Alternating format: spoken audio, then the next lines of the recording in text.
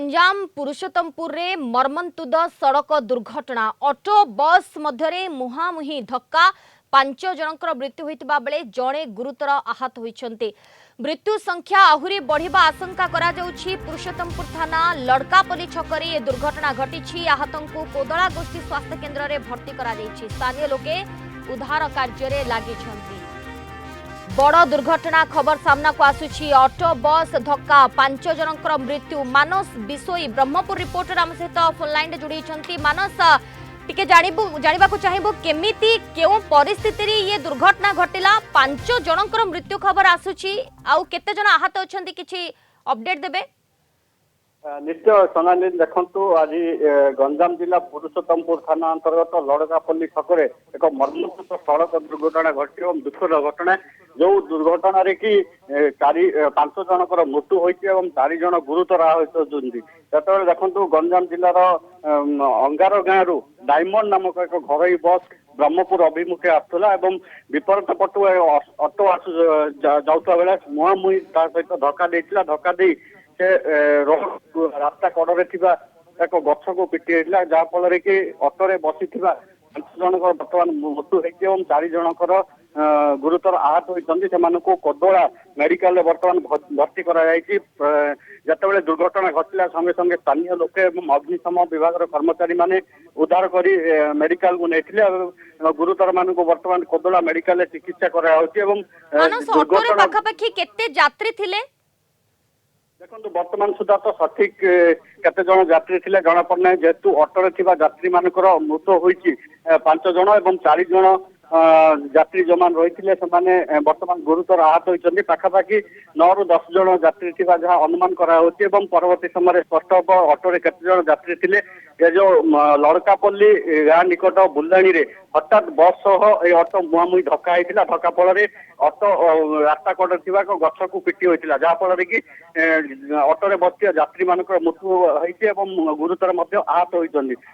तबे घटनास्थल मानस जो माने प्रत्यक्षदर्शी थिले से माने घटना को नेकी कोन मुह खोलुछंती जेमति आपण कहउछंती कि ऑटो बस मुहामुही धक्का हला बस टी धक्का देला किंतु बस रो स्पीड अधिका थिला कि एवं जोथि पाई भारसाम्य हराई ऑटो टी धक्का ही गला बस सहित ना अन्य किछि कारण रहिछि। जो माने प्रत्यक्षदर्शी अछंती से माने कोन कहउछंती घटना को नेकी? निश्चय देखु बस द्रुत गति जावा समय ही दुर्घटना घटी जेहेतु जो दुर्घटना घटी से रास्ता बुलाणी रास्ता रही से भारसाम्य हराई ऑटोटी बस को धक्का देता जहाँफल कि ऑटोटा भारसाम्य हराई गछ को जाई बाड़े जहाँफल जो यात्री रही से मृत्यु एवं आहत होते। घटनास्थल में बर्तमान पुरुषोत्तमपुर थाना पुलिस और कोदला थाना पुलिस पहुंची तदंत करग्निशम कर्मचारी जो मृतदेह को उद्धार कर आहत मान को उद्धार कर कोदला मेडिकल भर्ती करवर्ती समय जिते पुलिस तदंत जना पड़। देखो अंपटे जो बस धक्का देता से घटनास्थल बर्तमान फरार होती। पुलिस ट्रैक कौटी बस धरिया उद्यम कर परिस्थिति दुर्घटना घटला से तदंत कराउछि। तदंत पर स्पष्ट जना पड़िबो। मानस समस्त मृतक ऑटो यात्री ना बस रो मध्ये किछि यात्री रही छन्ते?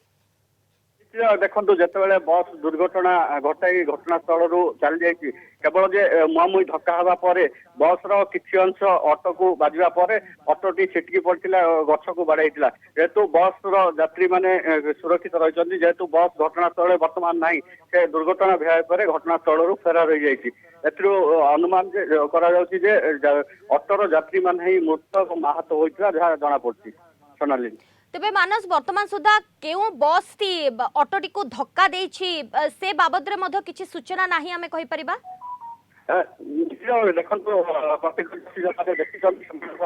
देखो सूचना देते अंगार गाँ गंजाम जिला अंगार गाँ बेगुनियापड़ा ब्लॉक अंगार गाँ रु ब्रह्मपुर अभिमुखे आसुवा डायमंड नामक एक घर बस जहाँ दुर्घटना घटाई अनुमान कराउछि।